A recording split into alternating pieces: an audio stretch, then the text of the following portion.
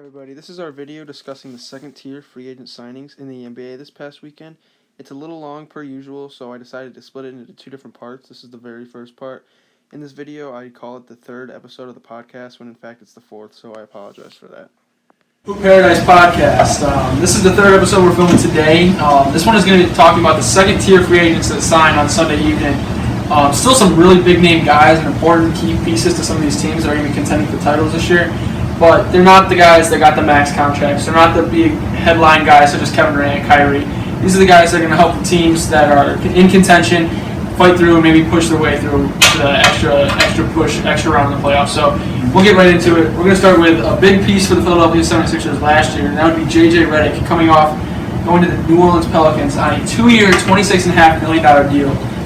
This man is one of the most lethal shooters in, I'm going to say, NBA history. Not the best shooter, obviously, but when you need his three, he can come off a screen, he can make his own shot.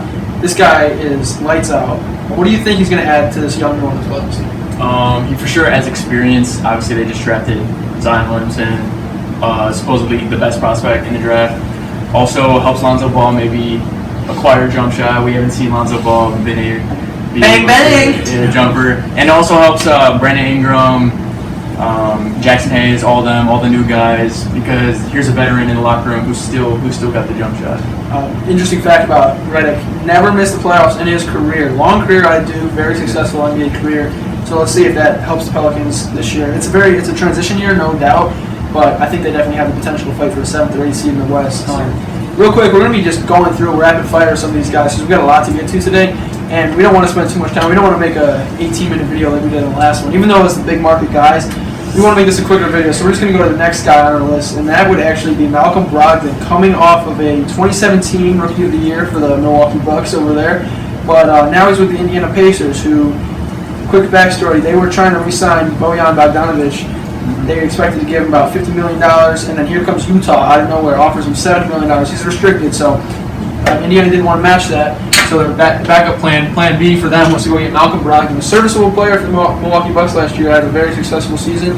What do you think the Pacers are going to look like with Malcolm Brogdon and Victor Oladipo coming off that injury, coming back healthy? I think Malcolm Brogdon gives them decent scoring because Oladipo, he's not going to be 100% when he comes back. He's still going to, obviously, we don't even know if he'll be back this season. I heard rumors for Oladipo could return as soon, or if you want to look at it, as late as New Year's of 2020. So that's something to keep an eye on for the Pacers. They definitely look like a top contender in the East, and with the addition of Malcolm Brogdon and Wes Matthews, who we'll get to in a little bit, definitely very important for the Pacers and a good pickup for both. Yeah, good piece.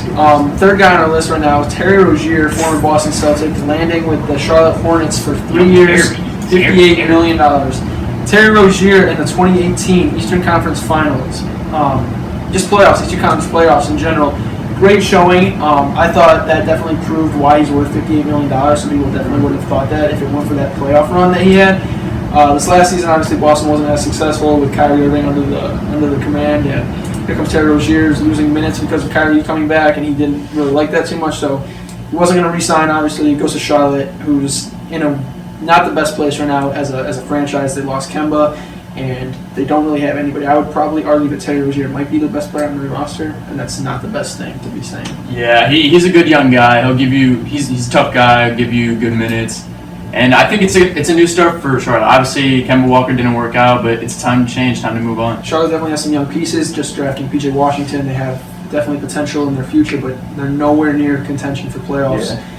So Terry Rozier this might be an opportunity for him to show that he can lead a franchise, which some people definitely wouldn't have seen coming. I don't think that's possible, but maybe it is. Who knows? Maybe he goes off and fights for an all-star spot. Yeah. You never know, because Kemba was fighting for an all-star spot all the time when he was the leader in Charlotte, because they have nobody. So maybe we'll see Terry Rozier do the same thing. Who knows?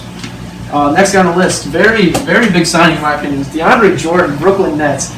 I don't have the specifics on the contract here because it was kind of interesting. 4-year, $40 million. He wants to, Kevin Durant and Kyrie took less so that DeAndre Jordan can make $10 million annually, which is great for both of them. Obviously, Kevin Durant's had a friendship with DeAndre Jordan for a long time now, and he was in New York. So the thing with this was, everyone thought Kyrie and Kevin Durant were going to join forces in New York, and DeAndre Jordan's already there. And here's Kevin Durant's one of his best friends is already in New York. So you would think that the New York Knicks would try to surround DeAndre Jordan and like give him love and try to like respect him, pay him a lot. They weren't really willing to do that. And here comes Kevin Durant, who goes, "Oh, you're not going to do that for my friend? Why would I come to New York?" Signs with Brooklyn, and here comes DeAndre Jordan joining forces with the three. It's a I wouldn't say a big three, like it was in Miami or with the Splash Brothers plus Kevin Durant. It's a good three. It's a good core of 3 guys to have in Brooklyn right now. As we already discussed, Kyrie and Kevin Durant. I think DeAndre Jordan, if he can be serviceable like he was in Los Angeles, not so much with Dallas, but if he can go back to a few of those prime Los Angeles days with Chris Paul and Blake Griffin, I think the Brooklyn Nets have a lot of potential needs. How about you, Ron? Well, first of all, James Dolan, he didn't want to offer Durant the max because he didn't think that he would come back from the Achilles. So that's just idiotic. And yeah, we're gonna make a video about the Knicks. What are you doing? We're gonna make a What are you video doing? about the Knicks and the Lakers. James Dolan, real quick. Shout out to Max Kellerman, worst professional owner or. The hell's James Dolan? Owner. Governor. I'm sorry, he's a governor. Oh yeah, they don't use owners Shout out to no more. Adam Silver for that. The NBA banned the word owner. They call it governor now. We don't really need to talk about that, but so yeah, James Dolan, worst probably in sports franchise history in all pro sports in America, but that's for another story.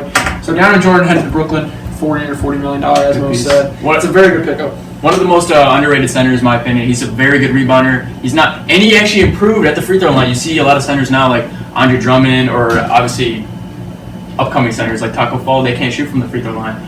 But last season, DeAndre Jordan, and the season before, he was shooting 81%, which is pretty good. Very impressive for a guy his size and his build, and like the reputation the big men get for shooting free throws. So he's definitely changing the game there. Very surprising for me on this pickup was Seth Curry to the Dallas Mavericks, returning to the Dallas Mavericks. He was already there earlier in his career. 4-year, $32 million. So he's in his bag. Very proud of that. That's good for him. He had a great Western Conference Finals against his brother Steph. But I really thought Portland would be looking to bring him back. Portland lost so many guys. We're going to talk about Portland specifically in a future video. But we're focusing on Seth here. I think Dallas gets a good experienced player. He's had some time in and out of the G League. He's now been to the Western Conference Finals. Dallas with a young squad. They got Kristaps, who made that extension on his for him on his contract, and you have Luke obviously coming off a Rookie of the Year season. So definitely a lot of young talent in Dallas, and Seth Curry is going to help just bring the ball up. You know, he's going to be a good shooter as he always is. So I think that's a good piece for Dallas. What about you? Great piece for Dallas. One of the best role-playing shooters in the NBA right now, and also helps Jalen Brunson on the bench gain some confidence, gain experience with Seth Curry and one position. For sure.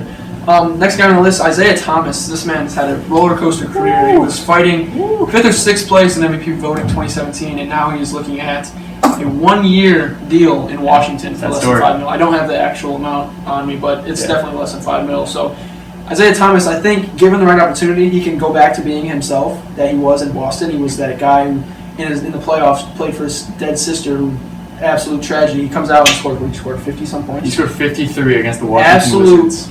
On the Wizards, so it's not his current team. So that's actually pretty cool. But I think Washington's not in the best place as a franchise. Bradley Beal's obviously the best piece. John Wall's coming off an injury. He won't be back for a long time. I'm not really sure what the plan is for Isaiah Thomas. I think get this 1 year, show that you can still play, come into free agency next year, and then look at the market, see what's out there for you. Maybe you can sign a bigger contract. I think the plan for him, obviously everyone's like, oh, what is he going to do? He's not going to become an all-star. I think the plan is to prove everyone who's doubted him, because he was thrown away to the Lakers. He was thrown away at the Nuggets. He didn't really play much. But now he's on the Wizards, and now he's fully healthy, as we've seen on his Instagram. And I'm pretty sure he can go back to that 20-point-per-game scorer if he's given the right rotation. For sure. Another interesting piece here, he wasn't a free agent, but Andre Iguodala from the Golden State Warriors, huge piece for this dynasty in the last 5 years. He's been one of the core guys, part of the Hampton 5 lineup. Here comes D'Lo on a sign and trade for Kevin Durant, and the Warriors need to clear some space, so they say goodbye to Andre Iguodala. Now, coincidentally, Iguodala last week was on, I don't remember what radio show in New York, but he was talking some mad stuff about the, no disrespect, but to talk about the Warriors medical staff and some of the history that they've had. Obviously, shouts out to Wrigley upstairs making that barking. I don't know if y'all hear that, but here comes Iguodala going to Memphis, and rumors are he's going to be bought out. And the market for Andre Iguodala, I have to imagine, is pretty large. Obviously, the front runner is the Los Angeles Lakers. But where do you think he'll end up? If he gets bought out, I think the Lakers will definitely take him. Because Lakers will take anyone. They have 4 people on their damn roster right now. So what are they? It's 5. It's currently 5-day sign toward the end of this Shout out to year, Lauren but- Tucker. Yeah, Tom Warren Tucker. Yeah. Iguodala, very good defensive player, and don't get it twisted, he is still a Finals MVP, and he is a very big piece of the 2015 team, winning against the 2015 LeBron James Cavs. And I'm pretty sure anyone in the NBA would be glad to have Andre Iguodala, good defensive player, good role model, and yeah. Obviously, the age is a question for some teams, Yeah. but the experience is you can't put a price on that. He's been to some of the most important games in NBA history. Obviously, Game 7, 2016, where they didn't come out on the top, but that's a valuable experience. So I think just having that, you're surrounding Kyle Kuzma. Obviously, LeBron is there already, but Kuzma. to add Iguodala to that small core of Lakers players right now, that's very important for them. And I think if they get him, that would be a very big pickup for Iguodala and Lakers themselves.